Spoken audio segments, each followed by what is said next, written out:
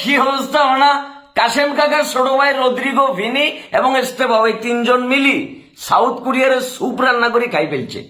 গোলের সূচনাটা করছে Estêvão, young বয় শুরুটা শেষ করছে, তারপর মনে করে যে রদ্রি, তারপর মনে করে যে আবার কি মামায় আসে, কি মামায় গোল, তারপর আবার মনে করে যে রদ্রি, ও ভাই রে ভাই, এবং সর্বশেষ ফিনিশিংটা টানে দিল ভিনিসিয়াস জুনিয়র। বেশ কয়েকটা সুযোগ কিন্তু মিস করছে, নাহলে গোলের সংখ্যা হয়তো 7-8টা হয়ে যেত। কোরিয়া ছোট দল, এটা বলি আবার আনন্দনীয় না ভাইয়া। কোরিয়ার কিন্তু র্যাঙ্কিং কিন্তু 23 নাম্বার র্যাঙ্কিং এ আছে, আমরা নিজেরাই তো 26 নাম্বার র্যাঙ্কিং এ আছি। কথা সেটা না, 2024 সালের পরে, মানে 1 বছর 4 মাস পরে ব্রাজিলের জার্সিকে গোল পেয়েছে রদ্রিগো, তাও একটা গোল না, দুইটা গোল।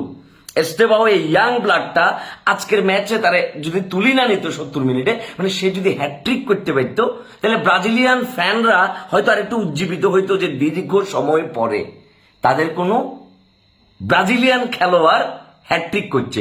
2020 সালের পরে পেরুর বিপক্ষে নেইমারের ওই হ্যাট্রিক বাছাই পর্বে, বিশ্বকাপ বাছাই পর্বের ওই হ্যাট্রিকের পরে আর কোনো ব্রাজিলিয়ান বয় কিন্তু হ্যাট্রিক করতে পারে না। এবং এই সুযোগটা কিন্তু আজকের ম্যাচে ছিল, যেহেতু রদ্রিগো 2টা গোল দিছে, তারপর এস্তেভাও 2টা গোল দিছে, দুইজনে মিলে যদি দুইজন থেকে যে কোনো একজন একটা গোল দিলে কিন্তু একটা হ্যাট্রিক হয়ে যেত। যাই হোক, ব্যাড লাক, বাট খুব ডমিনেট করি ব্রাজিল আজকে ম্যাচটা জিতছে, এবং পুরো ম্যাচে ব্রাজিলের সে পুরানো ছন্দ শৈল্পিকতা এটা আস্তে আস্তে ফিরিয়ে আসতেছে। এটা ব্রাজিলিয়ানদের জন্য একটা দারুণ খবর।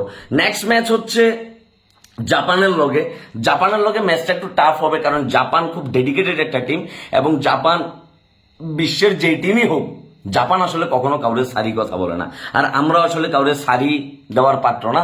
যাই হোক, কার্লো আনচেলত্তির আন্ডারে ব্রাজিল আর একটা বড় জয় পাইল। এটা ফ্রেন্ডলি ম্যাচ, বাট আমাদের নিজেদের ছেলেপেলেরা তাদের সক্ষমতা যাচাই করি দেখবার সুযোগ পাইছে। বিশ্বকাপের আগে যদি নিজের একটু ঝালাই করে না নেয়, তাহলে তার হবে না। যাই হোক, একালি বরাবর 5-5টা একদম মনে করে যে শেওয়ালির মান মুরগির ডিম দিয়ে দিয়েছে।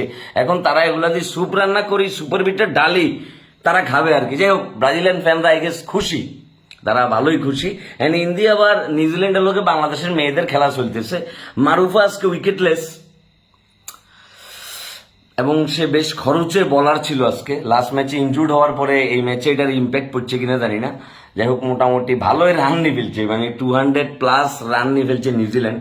এটা আমাদের মেয়েদের জন্য একটা টাফ, এবং নিউজিল্যান্ডের সাথে আমরা তো এর আগে কখনোই জিতি না নিউজিল্যান্ডের মায়ের সাথে। সো আজকে যদি আমাদের মেয়েরা কিছু একটা করে দেখাইতে পারে, এটা আমাদের জন্য একটা ডাবল খুশি হয়ে যাবে। ব্রাজিলিয়ান ফ্যানরা তো অলরেডি খুশি, এবং আজকে যদি বাংলাদেশের মেয়েরা জিততে পারে, তাহলে এটা আমাদের জন্য আরেকটা খুশি। যাই হোক, মজা করো, চিল করো, মাস্তি করো, আর ব্রাজিল এভাবে কামব্যাক দিতে থাকুক।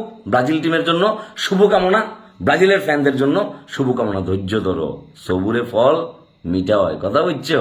ধৈর্য ধরো, এত হতাশ হইলে হইতো না তো। আস্তে আস্তে আগামো। দীর্ঘদিন আমরা ট্রমায় ছিলাম না, আস্তে আস্তে ট্রমা থেকে বাইরে মো।